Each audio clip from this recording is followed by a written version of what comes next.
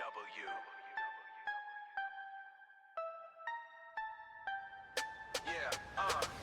FGW Podcast. And welcome back to the FGW Podcast. This is your girl, Franny Fran. And I'm Mr. G. And we are FNG for Fran and G Wrestling Podcast. So on today's episode, we are going to talk about SmackDown, a quick conversation about NXT and then SmackDown. That's the agenda of what we have today. So without further ado, Mr. G, do you have anything to contribute to the kickoff? Yeah, so we can start it off. May not necessarily go in order, but I guess, we'll start off with Raw. Okay. Talk about the main event. Well, not really the main event, the main segment. So you had Jacob Fatu and Roman Reigns. At the end, Roman Reigns is probably him and him only. I think him and himself only thought that Jacob was going to come out there and actually acknowledge him. Yeah, this was supposed to be the acknowledgement ceremony from the fight that they had at Backlash that we watched, where they tore each other apart. And we all knew that, hell was going to freeze over before that. I think I put that on X or Twitter. I said, I think hell's going to freeze over before Jacob Fatu comes and bows down to Roman Reigns. So we knew that was going to happen, and or pigs were going to be flying. So we knew it was going to be something between those two. And it was something. It was just another melee between Jacob Fatu and Roman Reigns, basically. That's what I remember of it. Basically, Jacob at the end of it just going down there like a bowling ball and just putting Roman Reigns through the wall. Yes. Blood everybody goes through next to the commentary table. And the Usos, because the brothers had came out there by that point to help make sure that their cousin's taken care of. Yeah. So they were all out there for that whooping that happened. So, and he was like foaming and spitting at the mouth, Fatu. I'm like, okay, I get you're supposed to be a werewolf, but it's a little nasty. And then he licked the title belt. Gross. Yeah, that a good looking. Disgusting. Should be ashamed of yourself. You know where that title belt's been. Apparently in random stalls and random dressing rooms all across the country at random arenas. You remember the episode from last week when Roman Reigns showed up and his title match or his title was like in the dressing room? Yeah. Ridiculous. So and that's the other thing too. I see everybody, including Cody, walking around with their championships, and somehow Roman Reigns has to ask somebody for his championship when he gets there. That was weird. Like, why don't you have your own championship? Why are you asking somebody for your own championship? Facts. What else happened on Raw? Well, at the beginning of it, you kicked it off. You had, the Street Profits, have just with the Vision, Seth Rollins thrown in there. I mean, really, we learned another week that Seth Rollins still has no friends. Seth Rollins ain't got no homies. He's trying to recruit people to be a friend of his. I feel like at this point, he's on like a recruitment campaign, trying to get people to be in his good graces. So he was trying with Street Profits, but I do not know how successful that venture is going to be. So, all right. Well, I don't have much to say about that besides we knew that was going to happen. And then Joe Hendry was in the mix, right? Because Joe Hendry's trying to recruit them too. Why is everyone trying to recruit the Street Profits to be their homies? Like their backup gang for everybody. Well, I think, that has more to do with Joe Hendry targeting Logan Paul, That's true. With his beautiful songs, Can we fire Logan Paul? Fire Logan Paul. So I don't know. This is all interesting watching all these stories intertwine. We know the Street Profits will have the tag team champion against the Vision at what I call the budget live event, also known as Saturday night's main event. So we'll see where that goes. I personally think the Street Profits are going to win the championships. What about you? I mean, I think so too. I think it's time for them to get their championships back. I mean, they were really entertaining when they were the champions back in the day. And then they used to have the solo cup so it rained down on the stage. Like, okay, they're fun. They're a good time. Like, that's what you want out of the champions. It's something that brings you good time. That's why Jey Uso was a great champion when he was a champion, because you just partied. It was yeet when he came through. So it was fun. So I think the Street Profits are like that for the tag team division. So yeah, for sure. They need to be champions again. Bring some life back to these small arenas they're selling out. Wink. They're selling out. Wink, wink. All right. Anything else to say on that match? Pretty good. We'll see where it goes with Seth and them as well. Like, I'm pretty certain Seth might show up at Saturday night's main event to potentially cost the Vision the tag team titles. Good. We'll see. Good. He's trying to remain relevant some way, somehow, with his all black trench coat ish suit and wet hair Joker vibes. He's trying to be. Yeah, I was gonna say emo Inspector Gadget, but Inspector Gadget. Oh my gosh! All right, nothing else to say on that match. Moving on. Okay, we also had the Oba Femi challenge on Monday, and we had Oba Femi open. Oba. He's got everybody doing it. Everybody in the family's doing it. It's great. So, yes, we had the Oba Femi Open Challenge where had. So basically, nobody wanted to fight Oba. And so he went and found 2 opponents. That's right. He went to the back and literally dragged 2 dudes out to whoop their ass in front of everybody to say that they somehow participated in the Oba Femi Open Challenge. That's it. And you know what? It's their fault though, because they came on to Raw and told Adam Pearce that they were looking for an opportunity. They sure did. So it's who we're talking about. What was his name? Angel and Beto.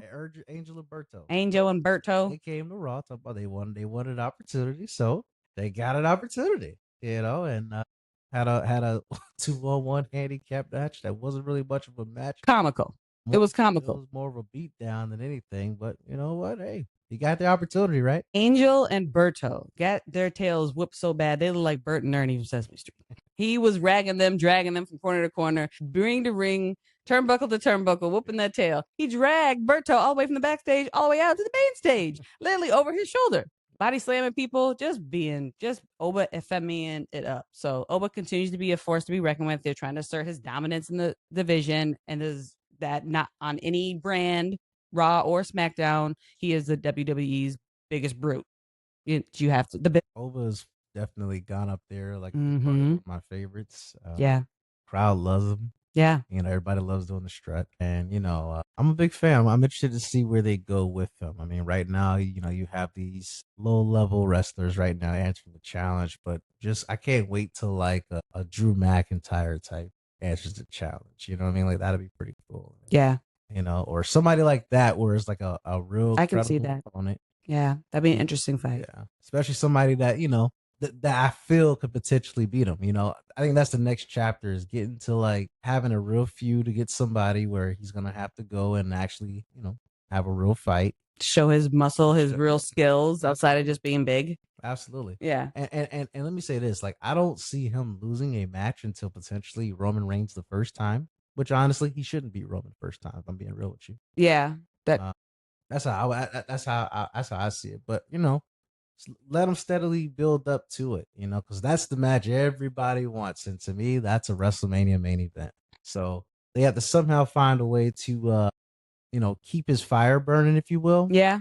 Because there's that part too. I get worried about with Oba's. Like, the crowd loves him now, but at what point do they start to turn on him, or do they start to get bored because he's you came out with a bang and destroy Brock Lesnar, and then it's like, now what? Yeah. So I'm just hoping WWE has a legit plan for him, but so far so good.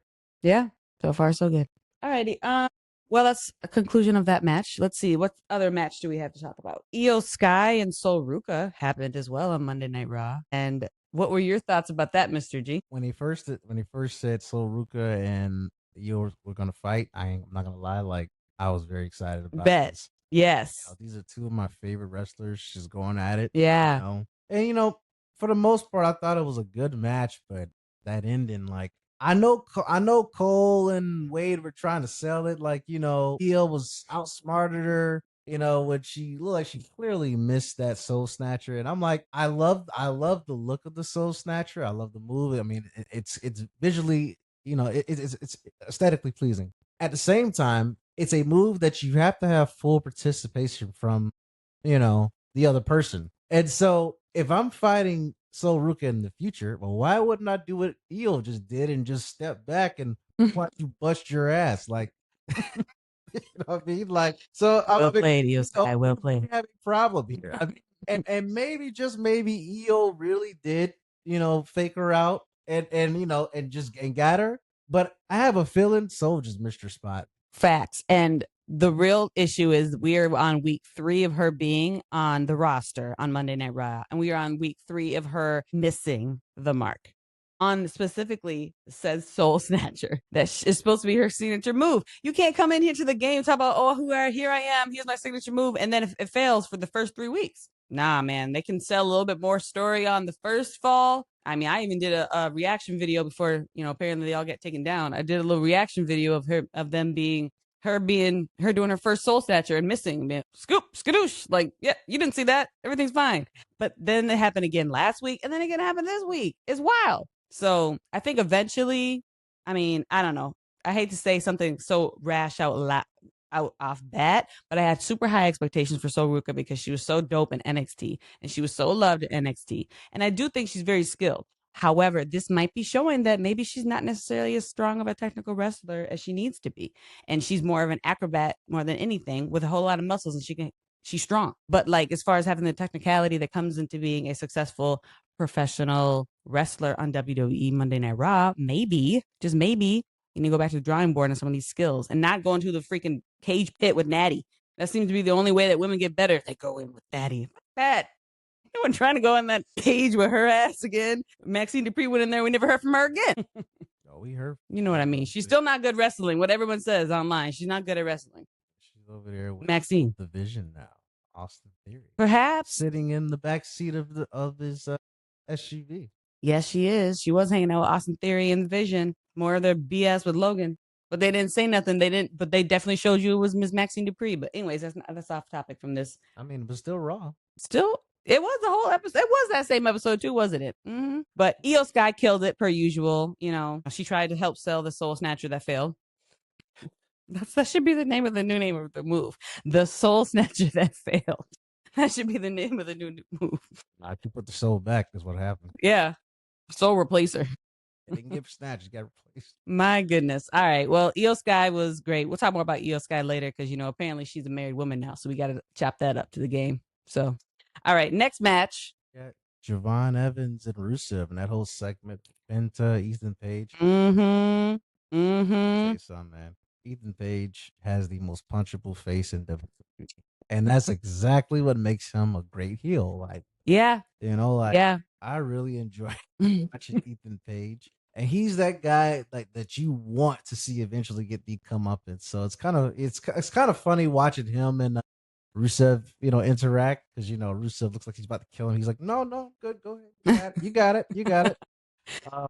And then Javon coming out here and fighting Rusev, and I don't know, I'm loving this whole thing, but I think everybody is anticipating. We got a little hints here and there, Penta and Javon, but yes, everybody really eventually wants Javon and Penta. So, and like a tag team? Not even that. I'm just talking about a one-on-one for the U.S. Championship. I think at least that's what I'm looking for. I mean, they can do tag teams too, but I'm more interested in watching those two fight one-on-one. But it's got to be coming. But then again, Ethan Page is getting this shot at Penta, I believe, also at Saturday night's main event. Yeah, for their championship. Yeah, we'll see.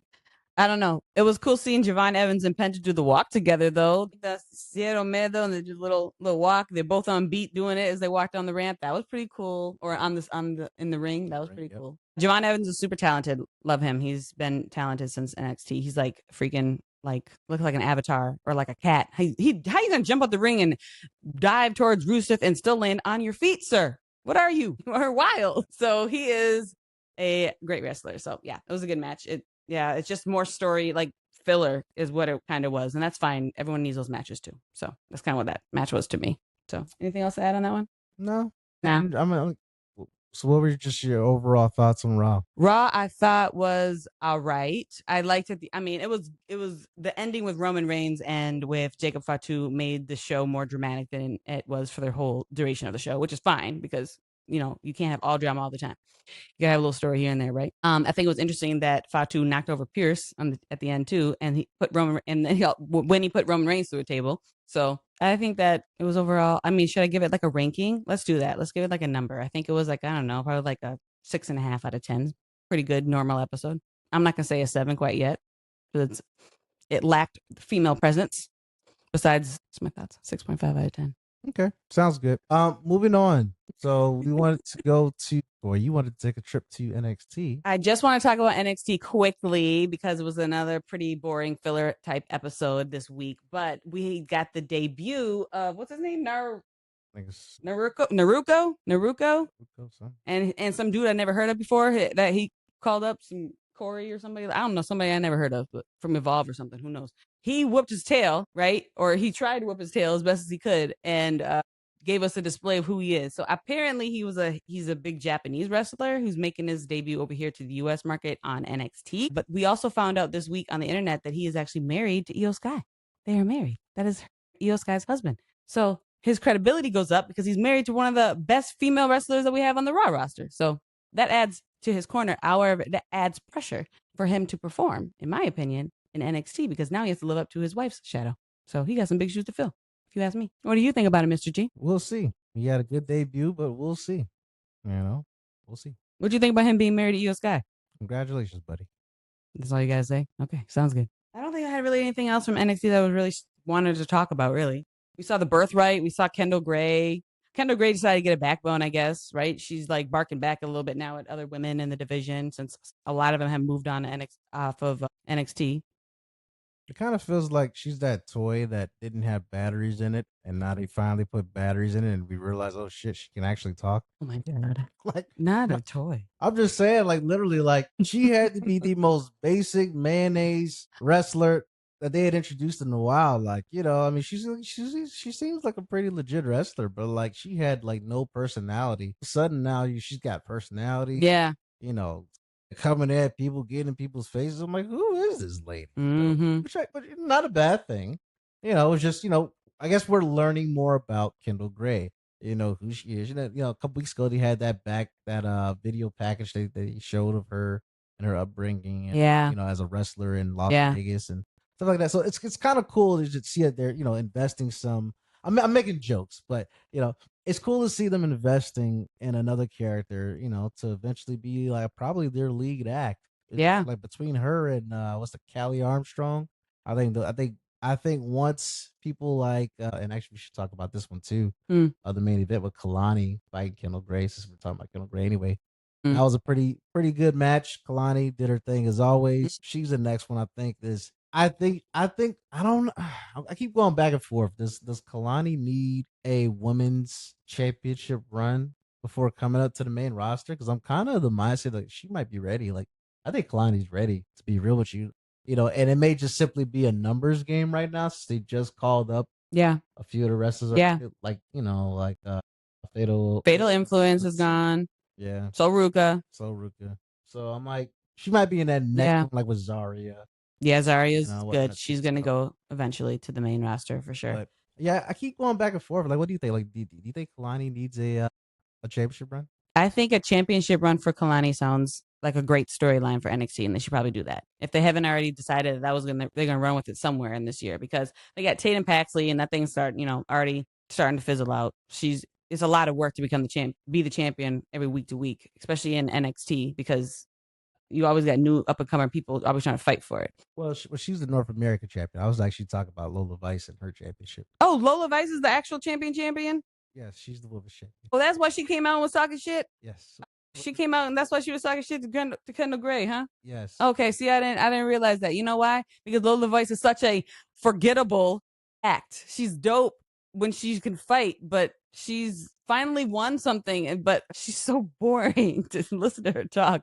Mr. Stone, I'm going to give this championship to my people back in Miami. So right now, you know, at the end of the show, after the end of this Kalani and Kendall Gray match, you know that Izzy Dame attacked Lola Vice, so she's going to be probably her next immediate challenger. So, okay. Well, I'm standing up for her too. Yeah. So I think Lola will beat Izzy Dame, but I definitely see Kalani Jordan and Lola running it back. You know, they just had a recent feud where, you know, Lola beat her down in that I forgot what they call it. Unsanctioned match. Yeah, whatever. Yeah. Yeah, but it's supposed to be like an underground match. Yeah. Beat her up there, but I think Kalani gonna get back on Lola, be the next champion. That sounds great. I think Kalani should be a champion. I agree. That sounds great. I just was confused as to what champion it was going to be. So the actual NXT championship that with Lola Vice's ass. Okay, that's the one that we think Kalani. Yeah, Tatum's the women's and Tatum is the North American champion. So we're gonna figure out who her next ops is as well. Yeah. So okay. Anything else from NXT? No, that's it. NXT. I told you just want to be short and sweet. I really just want to talk about Io Sky's man, but you wasn't trying to entertain that. So we talked about Kalani being the next champion. This is our platform. You can talk. I said my piece. Okay, moving on to Friday Night SmackDown this week. Okay, kick it off, Mr. G. See, we need to start it off. We need to talk about it. We need to, we heard the story this week of what the hell and where the origin story of the Lemon Pepper Steppers was. Mr. Trick Williams. Okay. They were live from Columbia, South Carolina, his hometown. Yes. also was a former Gamecock football player. Yep. So they came out, played his song, had the towels. And they had their mascot. What's the mascot's name? Cocky? Cocky, yeah. Cocky, the mascot, the Gamecock. Okay, all right. You University of Southern Carolina now? Yeah. Southern Carolina. University of Southern Carolina. Isn't that what it was or no? It's University of South Carolina. South. The University of South Carolina. Southern Carolina. Too many colleges. Too many universities. So anyways, so he came out to the crowd loving him. There was really nothing that he could do wrong. Everybody was all about Trick Williams that night. He brought Yachty again. I saw an article online that said that Yachty brings $100 or $1,000 to each of the Trick Williams shows and throws it out in bands in ones. So he has 1,000 ones that he throws into the audience. So adding to his movement for the culture. Okay, so he's entertaining. Trick Williams is entertaining. Yachty's trying to echo that. Let's co-sign on that for him. Add him a little more credibility. He's trying to make him cool because that's what Black people do. We make everything cool. Every time you see Trick Williams, I just think he's just cool because he's Black. He's got the aura because he can't hide it. He just has it. So it was entertaining to see. The match. I mean, the match is what it is. We all knew he was going to win. I mean, Trick Williams is doing this whole freaking shenanigans. You think he's going to lose whoever he's fighting?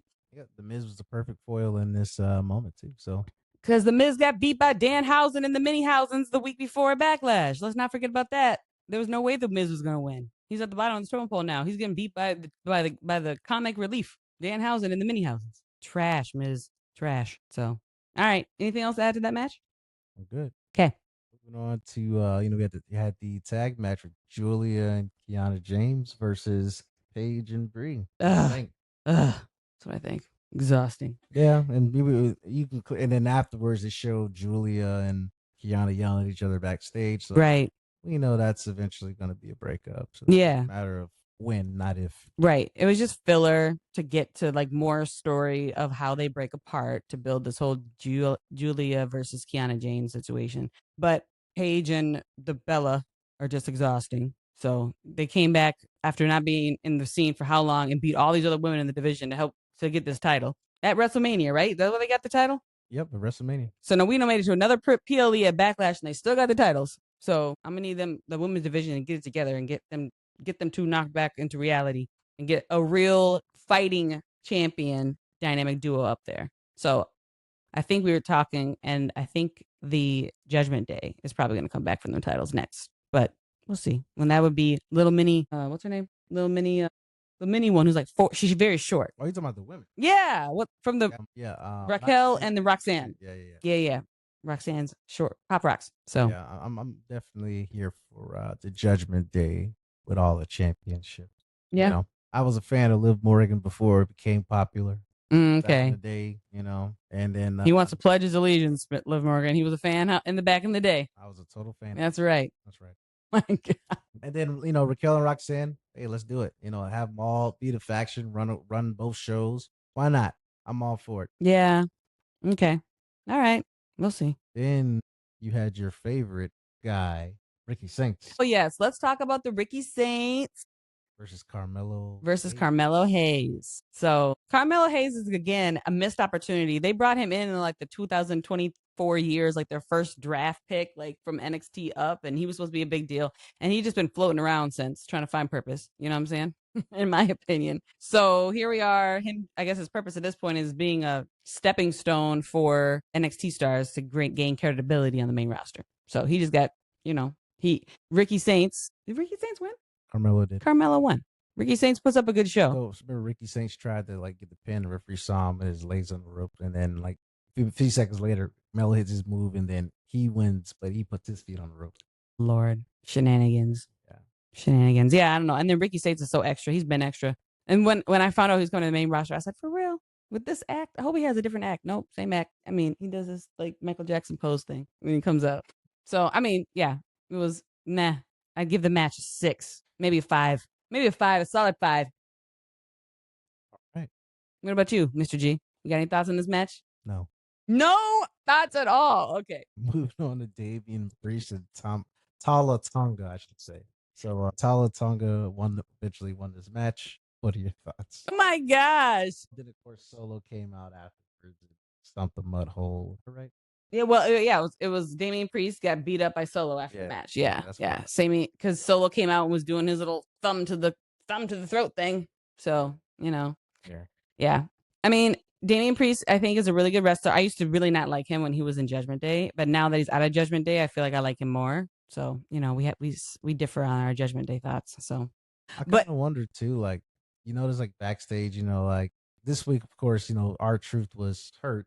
Yeah. So he actually stayed backstage, for a change, as part of why Damian Priest got jumped. But you see the slight, every time you see Damian Priest and R-Truth interact, you see, I feel like I'm seeing more and more like Damian Priest is like starting to, I don't say break a little bit, but like I kind of wonder there's like a potential for him to go heel soon, as a bad guy. Probably, but don't they have to like have you stay in that character for a season for it to work? If you keep flipping flopping between them in short spurts of being a heel versus being a good guy, doesn't it lose its credibility and value? Because I feel like I'm starting to see Damian Priest not be a heel. Yeah, I'm just trying to figure out his purpose as a good guy. Yeah, that's a fact. Just there. I mean, this time last year, wasn't he world heavyweight champion? I think he did. I think he was. Yeah. It was either last year. It was last. No, it was the year before when he beat Drew McIntyre. Yeah. Before his last year, I can't. Was that before his Cody beef, Drew McIntyre, or after? And that was no. Yeah, no. The Cody beef was this year. Okay, so it must have been before then. Yeah. Well, anyways, in the past, what I was trying to say is we've seen Damian Priest as the world heavyweight champ. Yeah. And now she's kind of just aimlessly wandering on SmackDown. I mean, I recognize he's the tag team champion with R-Truth, but it almost just feels like filler, Well, who should team up with then? Carmelo Hayes. They can both be mediocre, just floating around together as a tag team. Maybe they can make a new tag team. You know what I'm saying? A pretty boy tag team or something. I don't know. They can be dude version of Fatal Influence. I don't know, but they can go figure it out because they both don't have a purpose. So maybe they just join forces. Maybe that's the answer. Maybe. All right. Next match. Was that it? Or what am I missing? Oh yeah, the tag team match at the end with Charlotte and Alexa Bliss versus B-Fab and Michin. That one ended in DQ and Jade pulled Alexa out and hit her. Right. And then basically just set up the 6-woman tag match is going to happen at Saturday night's main event it'll be Rhea Ripley, Charlotte, and Alexa versus B-Fab, Michin, and Jade Cargill. All right. When is Saturday night's main event again? Next Saturday. Live on the Peacock. Dang. All right. Well, here we go. Another 2 weeks. They get 2 weeks in between big shows, but it's not. It's a budget show. It is, right? But then the very next week is the Clash in Italy. That's the next big one. So we had 3 events in a 3-week time span. Yeah. Backlash. Yeah. So. Well, I feel like this week's episode was just a lot of filler. So what do you think, I guess, all in for this week's episode of SmackDown? What do you rank this one, Mr. G? Well, it was cool seeing, Trick getting, basically the home town welcome. That was pretty cool to see. Yeah. Other than that, it did kind of feel like another whole home episode of SmackDown. And I'm excited for them to go back to 2 hours because 3 hours is way too long. Way too long. 3 hours on SmackDown is like 30 minutes of Danhausen. Just way too much time. Yeah. Oh yeah. Speaking of him, didn't he have like a scene where like he was backstage working with his clone machine? So I'm very interested to see what pops out of this clone machine. Danhausen got another finally done. He's trying to tinker with his clone machine to make his clone machine work and not just reproduce Walmart mini houses. Right. So very interested to see who that goes as well. Because we're definitely fanhousens around here. That's right. Continue to be fanhousens this week as well. Please do not curse us, Mr. Danhausen. That's right. So, all right. Well, I think that's really all that we have this week on the FGW podcast. So subscribe, follow along. We are on social media. We are on X at FGW Podcast 07. We are on Instagram as myself. I'm on Instagram as Fantastic Franny Fran. And you can listen to our podcast. You can stream this on Apple Podcasts, Spotify, and YouTube. So share. Oh, we're on TikTok too. I forgot about that. We're on TikTok. TikToks, the talks of the ticks at FGW Podcast 07. So, all right. Thank you for tuning in this week. We'll see you next week. Bye.